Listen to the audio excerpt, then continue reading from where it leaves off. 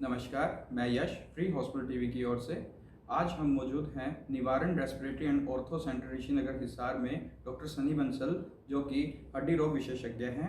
आज हम इनसे हड्डी रोगों के बारे में कुछ महत्वपूर्ण जानकारियां प्राप्त करेंगे। नमस्कार डॉक्टर साहब। नमस्कार यश। जी, मेरा पहला प्रश्न आपसे ये है कि बच्चों व बुजुर्गों में हड्डियों में दर्द का कारण क्या है? बच्चों और बुजुर्गों में दोनों में एक्चुअली थोड़ा सा अलग अलग कारण होता है। कुछ कारण बहुत कॉमन होते हैं बच्चों और बुजुर्गों के अंदर, लाइक विटामिन डी की कमी हो जाना, हड्डियां कमज़ोर हो जाना, हड्डियां सॉफ्ट हो जाना। बढ़ते बच्चों के अंदर भी अगर बोन मिनरल्स की कमी है तो उनको बोन पेन्स हो जाते हैं, जिसके लिए हम लोग विटामिन डी की उनको थेरेपी देते हैं, मसाज देते हैं। बुजुर्गों के अंदर ये विटामिन डी की कमी या हड्डियां मुलायम पड़ जाना, जिसको ऑस्टियोमलेशिया कहते हैं, वो बहुत कॉमन कारण है। उसके अलावा भी बुजुर्गों में जोड़ों का दर्द, जिनके कारण से वो सही ढंग से नहीं चल पाते, तो वो भी एक बोन पेन का बहुत बड़ा कारण है। उसके अलावा उनको सिस्टमिक डिजीजेज, किडनी में कोई प्रॉब्लम है या फिर कोई लिवर में प्रॉब्लम है, जिनके कारण से उनके बोन मिनरल्स या बॉडी के अंदर कमी हो जाती है, तो भी उनकी बॉडी पेन्स उसके कारण भी हो जाते हैं। उसके अलावा गठिया और ऑस्टियोआर्थराइटिस और अलग अलग एंकाइलोजिंग, हम मेडिकल टर्म्स में कई तरह के एक्चुअली यूरिक एसिड का बढ़ जाना, ये सब भी बुजुर्गों में बोन पेन्स के कारण होते हैं। जी डॉक्टर साहब, हड्डियों में दर्द से बचने के लिए क्या क्या उपाय हैं और इससे कैसे बचा जा सकता है? इसके क्या क्या इलाज हैं? जैसा कि मैंने बताया है कि बच्चों के अंदर ज़्यादातर या तो खून की कमी हो या फिर उनमें विटामिन डी की कमी हो, सो हम वही थेरेपीज उनको देते हैं। विटामिन डी देते हैं, कैल्शियम देते हैं, उनका खून चेक करवाया जाता है। अगर उनमें खून की कमी हो, हीमोग्लोबिन की कमी हो, तो आयरन दिया जाता है। उसके अलावा उनको गर्म सेक करना, ट्यूब देना, एंटी इन्फ्लेमेटरी ड्रग्स, एनसेड्स जिनको हम लोग बोलते हैं दर्द को ख़त्म करने के लिए, वो टैबलेट्स दी जाती हैं। बुजुर्गों के अंदर भी ये सब ट्रीटमेंट तो सेम ही होते हैं, अगर कारण यही हो या फिर अगर उनके जोड़ों में प्रॉब्लम है या फिर उनको कोई और बीमारी के कारण से भी दर्द है, उसके लिए हमें जो टेस्ट करवाने होते हैं खून गठिए के लिए, या फिर जॉइंट पेन्स हैं तो उनके लिए एक्सरे करवाना या खून की जांच करवाना, और उसके अकॉर्डिंग उनका इलाज किया जाता है। जी डॉक्टर साहब, आजकल के समय में बुजुर्गों में घुटनों के दर्द की समस्याएं बहुत आम देखने को मिल जाती हैं। इससे इससे कैसे बचा जा सकता है और वह इसके इलाज क्या हैं? बुजुर्गों में घुटनों का दर्द मोस्ट कॉमन कारण जो होता है उसको हम ऑस्टियोआर्थराइटिस, या आम भाषा में जो आप लोग बोलते हो ग्रीस खत्म होना, घुटने की ग्रीस खत्म होना, आम भाषा में यही बोला जाता है। हम लोग उसको मेडिकल टर्म्स में ऑस्टियोआर्थराइटिस बोलते हैं, और ये बुजुर्गों में सबसे बड़ा कारण है घुटने के दर्द का। उसके अलावा और कारण भी होते हैं, लेकिन सबसे कॉमन कारण यही होता है। ये कोई बीमारी नहीं है जो कि बाहर से लगी हो, ये एक घुटनों के वेयर एंड टेयर होता है, कि मतलब आपका घुटना आप यूज कर रहे हो और धीरे धीरे वो खराब हो रहा है। सो इससे बचने के लिए क्योंकि ये एजिंग प्रोसेस, मतलब एज रिलेटेड प्रॉब्लम होती है, उम्र के साथ साथ घुटना खराब होने की दर जो है वो बढ़ती जाती है। उसके अलावा किसी का वेट अगर ज़्यादा हो, या फिर किसी को डायबिटीज़ हो, या फिर किसी का जैसे पैरों की स्ट्रक्चर जो बचपन से खराब होती है, या पुराना कोई फ्रैक्चर हुआ हो, तो भी घुटना खराब होने की दर जो होती है नॉर्मल के मुकाबले ज़्यादा हो जाती है। इससे बचने के लिए मतलब आपको मेन बेसिकली एक आपका लाइफस्टाइल मॉडिफिकेशन, जैसे कि वेट को कम करना। अगर आपको कोई बीमारी है, अंडरलाइन कॉज है, तो आपको उसको ख़त्म करना पड़ेगा डॉक्टर से मिलके। और साथ में हम कुछ परहेज उनको बोलते हैं लाइफस्टाइल के अंदर, कि नीचे नहीं बैठना, सीढ़ियाँ धीरे धीरे चढ़ें उतरें, प्लाथी मार के नहीं बैठना, क्रॉस लेग सिटिंग जिसको बोलते हैं, और साइकिलिंग को हम प्रमोट करते हैं। जितना साइकिलिंग करेंगे घुटनों के लिए वो काफ़ी अच्छी होती है। ये सारे के सारे लाइफस्टाइल मॉडिफिकेशन में जाते हैं। उसके बाद ड्रग ट्रीटमेंट होता है, घुटनों पे गर्म सेक करना, या हम घुटनों के लिए एक नी कैप्स आती हैं, स्प्लिंट्स आते हैं, वो दे देते हैं, ऑइंटमेंट देते हैं, जेल जिसको बोलते हैं आम भाषा में। और उसके बाद कुछ ड्रग्स हैं जो कि दर्द को कम करती हैं, स्वेलिंग को कम करती हैं, और बाद में लेटर ऑन घुटने में इंजेक्शन भी लगाया जा सकता है।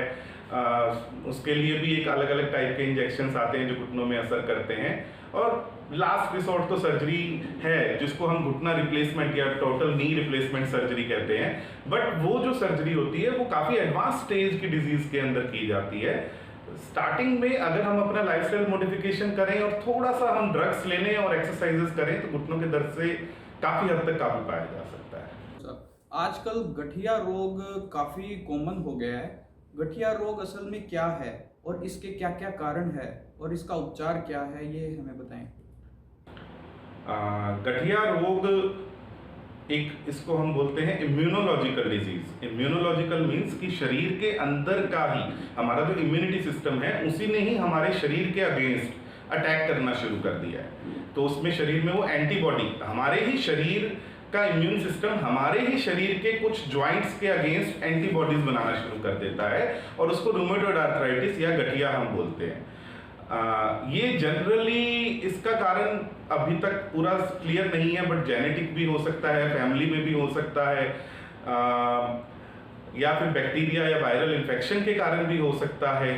और इसमें मोस्ट कॉमनली फीमेल्स के अंदर, जो कि मिडिल एज फीमेल्स होती हैं, जिसको हम 20 से 40 या 50 साल की उम्र तक की फीमेल्स होती हैं, उनमें बहुत कॉमन होता है। गठिए के अंदर ज़्यादातर छोटे जॉइंट्स जो होते हैं वो सबसे पहले उन पे अटैक होता है। और ये जो बीमारी है उसके अंदर अगर हम सही टाइम पे उसका ध्यान ना दें तो धीरे धीरे जोड़ जो होते हैं वो खराब होने लग जाते हैं, उंगलियां टेढ़ी मेढ़ी होने लग जाती हैं और बाकी शरीर के अंगों पर भी बुरा प्रभाव पड़ता है। थैंक्स डॉक्टर साहब, आपने बताया। गठिया रोगों का इलाज भी संभव है? हाँ, गठिया रोगों का इलाज संभव है। गठिया रोग के बारे में एक चीज आपको दिमाग में रखनी पड़ेगी कि इसे जड़ से खत्म या कंप्लीटली खत्म नहीं किया जा सकता। ये शरीर के अंदर, मैंने जैसा कि बताया कि इम्यूनिटी सिस्टम है और उसी ने ही शरीर के अगेंस्ट एंटीबॉडी बनाना, यानी कि अटैक कर दिया बाकी शरीर पे, तो आप इसको खत्म नहीं कर सकते। हाँ, लेकिन इसको कुछ चीजों के थ्रू आप इसको रोक के रख सकते हैं। लाइक जिनको अगर जॉइंट पेन्स का प्रॉब्लम हो या सुबह सुबह उंगलियां टाइट होने का प्रॉब्लम हो तो उनको तुरंत डॉक्टर से सलाह लेनी चाहिए। गठिए के लिए कुछ ब्लड टेस्ट किए जाते हैं, एक्सरेज किए जाते हैं, वो उनको करवा लेने चाहिए। और अगर उनका गठिया होना कंफर्म होता है तो उसके बाद डॉक्टर के द्वारा दी हुई, लाइक हम सबसे पहले उनको पेन किलर्स देते हैं, साथ में थोड़े से स्टेरॉइड्स देते हैं। कुछ गठिए की दवाइयाँ भी होती हैं जिनको DMARDs बोलते हैं हम लोग, वो काफ़ी इफेक्टिव हैं, लेकिन उनको ऑलमोस्ट ज़िंदगी भर लेना पड़ता है दवाइयों को। और पेशेंट अगर उन दवाइयों को कंटिन्यूस लेता है डॉक्टरी सलाह के अनुसार, लगातार बीच बीच में ब्लड टेस्ट करवाता रहता है, सो उस पेशेंट का लाइफस्टाइल जो है काफ़ी अच्छा रहता है, उसके जॉइंट्स में कोई प्रॉब्लम ज़्यादातर केसेस में नहीं आती है। और अगर उनमें ये दवाइयाँ भी अगर फेल हो जाएं तो उसके बाद आगे और हायर दवाइयाँ जो एंटीबॉडीज आजकल ट्रीटमेंट, एंटीबॉडी ट्रीटमेंट है, वो भी आजकल अवेलेबल है। और later on surgical treatment, operation, अगर गठिए के कारण किसी के जोड़ ऑलरेडी खराब हो गए हैं सो उनके अंदर भी ऑपरेशन के द्वारा उनको एक काफ़ी हद तक नॉर्मल लाइफस्टाइल दिया जा सकता है। जी डॉक्टर साहब, आजकल हम ये देखते हैं कि आम लोगों में कंधे में दर्द की समस्याएं देखने को मिल रही हैं, तो इसके कारण व उपचार क्या है? कंधे में दर्द काफ़ी अलग अलग कारण से होता है। लाइक अगर स्पोर्ट्स पर्सन है या कोई जिम जा रहा है तो हो सकता है कि उसने वेट ज़्यादा उठाया हो या उसको झटका लगा हो, मसल टेयर हो जाते हैं, जिसको मांस फटना आम भाषा में बोलते हो। तो उसका ट्रीटमेंट है कि वही आपको, मतलब उसके लिए हमें सबसे पहले MRI करवाना पड़ता है। पहले डॉक्टर के पास जाता है पेशेंट, अगर उसको लगता है वो MRI करवाना है तो वो MRI करवाते हैं। और MRI के हिसाब से अगर टेयर ज़्यादा है, यानी कि मांस ज़्यादा फटा हुआ है, तो ऑपरेशन के द्वारा इलाज किया जाता है। अदरवाइज फिजियोथेरेपी और रेस्ट के द्वारा भी इलाज और कुछ दवाइयाँ वो दी जाती हैं। ये तो हुआ यंग एज, जो कि स्पोर्ट्स पर्सन और या फिर किसी को झटका लगा जैसे उसमें हुआ। और ओल्ड एज या फिर शुगर वाले पेशेंट्स के अंदर एक बहुत कॉमन कारण होता है कंधा जाम होना, जिसको हम पेरी आर्थराइटिस शोल्डर बोलते हैं या फ्रोजन शोल्डर लेटर स्टेजेस के अंदर बोलते हैं। उसमें कंधे की मूवमेंट जो होती है वो बंद हो जाती है। शुगर वाले पेशेंट्स में ये बीमारी बहुत कॉमन है। ये बीमारी के लिए भी आपको संबंधित डॉक्टर के पास जाना पड़ेगा। वो आपको इसके लिए कुछ दवाइयाँ देंगे, कुछ एक्सरसाइजेस बताएंगे जो कि आपको रेगुलर बेसिस पे करनी पड़ेंगी। अगर आपको डायबिटीज़ नहीं है तो आपके कंधे में इंजेक्शन थेरेपी भी होती है, जिसमें हम कंधे के अंदर इंजेक्शन लगाते हैं और उसके द्वारा भी कंधे के मूवमेंट को लेके आते हैं। और अगर पेशेंट अगर ध्यान से एक्सरसाइजेस करता है, डॉक्टर्स के बताए अनुसार सारी चीज़ों को फॉलो करता है, तो इसका रिजल्ट काफ़ी अच्छा है। जी डॉक्टर साहब, आजकल हमने हड्डी रोगों में लोगों में एक समस्या ये देखी है जिसमें कार्पल टनल नाम से एक समस्या है जो काफ़ी देखने को मिल रही है। क्या आप हमें बताएंगे कार्पल टनल क्या है और इसके क्या क्या कारण हैं? एक मैं शोल्डर के बारे में एक लाइन बताना भूल गया था कि उसके अंदर कई बार अगर हमारे कंधे में फ्रैक्चर हुआ हो, किसी भी कारण से हड्डी टूटी हो, तो वो भी एक कंधा में दर्द का लॉन्ग टाइम पेन का बहुत बड़ा कारण होता है। कहीं भी बॉडी में कहीं भी फ्रैक्चर होगा तो वो लॉन्ग टाइम पेन का कारण होगा।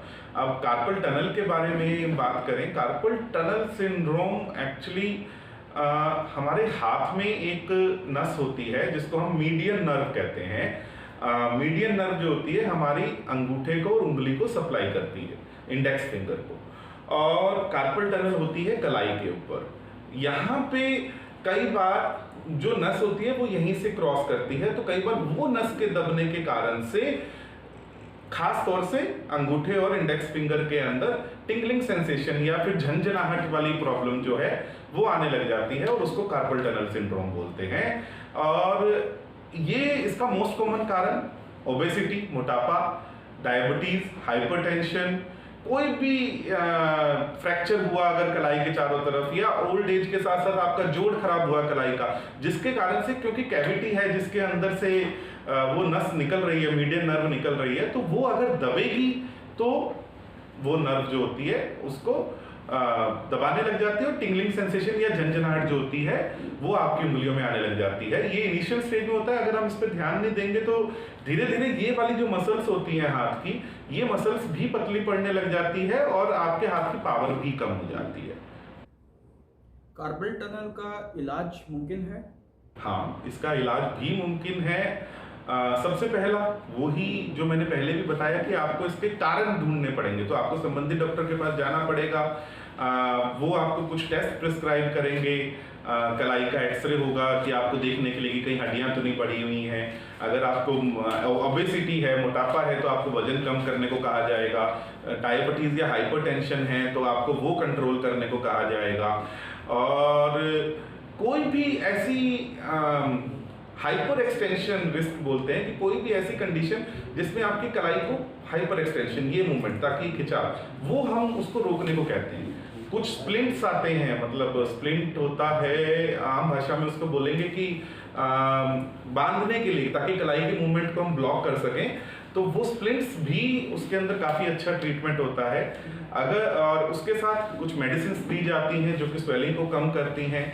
कुछ गाबापेंटिन आता है जैसे कि वो न्यूरो एनेस्थेटिक होता है तो वो दिया जाता है। और उसके अलावा कार्पल टनल सिंड्रोम के अंदर भी इंजेक्शन थेरेपी बहुत ज़्यादा कारगर है। और उसके बाद लेटर स्टेजेस के अंदर हम उसको जो ये टनल होती है कार्पल टनल, उसको हम रिलीज भी कर सकते हैं, तो उसका काफ़ी अच्छा रिजल्ट है। और हाँ, इसमें फिजियोथेरेपी का भी अच्छा रोल है लेटर ऑन, इसका इलाज पॉसिबल है। जी डॉक्टर साहब, आजकल कोविड का दौर है, कोरोना का दौर है, इसमें लोगों को वैक्सीन्स लग रही हैं, तो कई लोग ये जानना चाहते हैं कि वैक्सीन्स लगने पर हड्डियों पर उन चीज़ का कोई असर है? वैक्सीन लगने पे हड्डियों पे कोई साइड इफेक्ट नहीं है।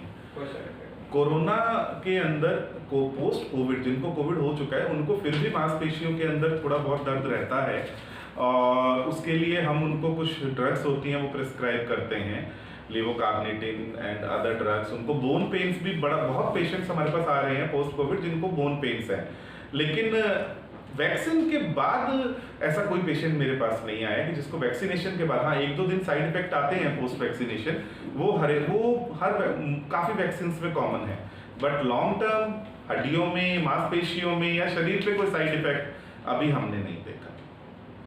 जी डॉक्टर साहब, हड्डियों के मजबूती के लिए आप हमारे व्यूवर्स को गाइड करें प्लीज़। हड्डियों की मजबूती के लिए सबसे पहला जो आज के टाइम में हमारा एक कल्चर हो गया है कि हम लोग रूम के अंदर बैठे रहते हैं, धूप में नहीं निकलते हैं, सो वो विटामिन डी की कमी का सबसे बड़ा कारण होता है। Vitamin D natural resource, sunlight, सूरज की रोशनी से शरीर में अपने आप बनता है। सो विटामिन डी के लिए आपको डेली थोड़ा धूप में जाना चाहिए, एक्सरसाइज रूटीन फॉलो करना चाहिए, हरी सब्जियां खूब खानी चाहिए। और उसके बाद भी अगर आपको कोई भी प्रॉब्लम होती है हड्डियों से रिलेटेड, जोड़ों से रिलेटेड, या आपके पैरों में कोई टेढ़ापन हो रहा है, या आपके चलने फिरने में प्रॉब्लम हो रही है, तो उस चीज़ को तुरंत डॉक्टर से सलाह लेनी चाहिए। जी डॉक्टर साहब, अच्छा लगा आपसे जानकारी लेकर। आप हमारे व्यूवर्स को आपसे मिलने का समय व स्थान भी बता दीजिए। मैं अभी, मेरा सेंटर है निवारण रेस्पिरेटरी एंड ऑर्थो सेंटर के नाम से, ऋषि नगर हिसार में। और मैं सुबह 10 बजे से लेके शाम को 6 बजे 7 बजे तक, जब तक पेशेंट्स होते हैं, मैं अवेलेबल रहता हूँ। और मेरे से मिलने के लिए, अपॉइंटमेंट लेने के लिए फ़ोन नंबर आपकी स्क्रीन पे मैं अवेलेबल करा दूँगा, वो उस फ़ोन नंबर पे आप कॉल करके अपॉइंटमेंट ले सकते हैं। डॉक्टर साहब, आपसे एक आखिरी सवाल। कुछ बच्चे जो पैदा होने के बाद जिनके पाँव टेढ़े मेढ़े होते हैं, उन बच्चों का मतलब पाँव टेढ़े मेढ़े होने का क्या कारण है? क्या उनका इलाज संभव है? बच्चों के अंदर एक तो कुछ बच्चे होते हैं जो पैदा होते ही उनके पंजे अंदर की तरफ घूमे हुए होते हैं, उसको हम CTV बोलते हैं, CTV फुट बोलते हैं। तो वो जन्मजात एक पैकिंग डिफेक्ट होता है, विकृति है पैरों की, जिसको ठीक करने के लिए हम लोग, बच्चा तुरंत उसको डॉक्टर के पास लाना चाहिए। और जब बच्चा शुरू में, हम बच्चे के मदर को कुछ एक्सरसाइजेज बताते हैं, पैर की स्ट्रेचिंग बताते हैं, और फिर 15 दिन का जब बच्चा हो जाता है तो प्लास्टर्स लगाए जाते हैं। और प्लास्टर से 100 में से लगभग 90% बच्चे जो होते हैं वो, उनका पैर ठीक हो जाता है। बाद में उनको स्पेशल शूज़ बनवा के दिए जाते हैं, जो कि जब तक बच्चा बड़ा होता है तब तक वो शूज़ पहनता है। और कुछ बच्चे जिनमें ये प्रॉब्लम प्लास्टर के बाद भी ठीक नहीं होती, उनके अंदर ऑपरेशन के द्वारा भी इनका इलाज किया जाता है। कुछ बच्चों में बाद में हड्डियां कमज़ोर होने के कारण, रिकेट्स एक आपने बीमारी सुनी है, जिसके कारण से पैर टेढ़े हो जाते हैं, नॉक नी या फिर बोइंग ऑफ लेग हो जाता है। तो उसके अंदर जो होता है, उसमें भी एक्चुअली सबसे पहले तो जो होता है, हड्डियां कमज़ोर होने का कारण ढूंढ के, और कैल्शियम, विटामिन डी और बाकी दवाइयां दे के हड्डियों को मजबूत किया जाता है। कुछ स्प्लिंट्स दिए जाते हैं, जो कि मैंने आपको पहले कलाई के टाइम भी बताया था। वो स्प्लिंट्स लगा के भी उसको क्या कहते हैं, उस बीमारी के प्रोग्रेशन को रोका जाता है। और फिर एक, अगर वो उसके बावजूद अगर कंट्रोल नहीं होता, तो उसमें भी कुछ ऑपरेशंस होते हैं जिनके द्वारा हम टेढ़े मेढ़े पैरों की समस्या को भी कंट्रोल करते हैं, और उसको सीधा किया जाता है। उसको हड्डी को कट करके, ऑस्टियोटोमिस करके, या फिर एक क्लिपिंग होती, क्लिप लगाते हैं हम लोग एक्चुअली ऑफाइसिस के अंदर। सो अलग अलग तरह की सर्जरीज हैं, जो कि मैं यहाँ डिस्कस नहीं कर रहा हूँ, और उसमें उनका ट्रीटमेंट किया जाता है। आज आप मिले डॉक्टर सनी बंसल से, जो कि हड्डी रोग विशेषज्ञ हैं। ये निवारण रेस्पिरेटरी एंड ऑर्थो सेंटर में ऋषि नगर हिसार में बैठते हैं। आप चाहे तो इनसे वहां जाकर मिल सकते हैं, अपनी समस्याएं आप इनसे पूछ सकते हैं।